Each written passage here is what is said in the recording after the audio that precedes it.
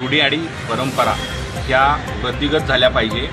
त्यामुळे आम्ही सोनाई फाउंडेशन आणि स्वयंशिक्षा फाउंडेशनच्या वतीने भंडारी ग्राउंड धुळे सोलापूर येथे सोलापूर जिल्ह्यातील व सोलापूर शहरातील सर्व दहीहंडी प्रेमी जनतेसाठी दिनांक 22 ऑगस्ट रोजी दुपारी 4 ते 8च्या दरम्यान दहीहंडीचा कार्यक्रम आयोजित केलेला आहे।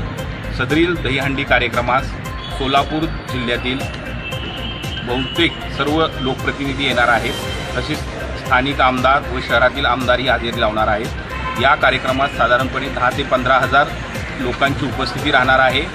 मुंबईवरून 4-5 संघ येणार आहेत, तसेच सोलापुरातील 3-4 संघ त्या दहीहंडी उपक्रमात सहभागी होते। ही दहीहंडी अतिशय शिस्तबद्ध पद्धतीने इथे साजरी होणार आहे। युवराज भैया राठोड यांचं पूर्ण संयोजन आहे।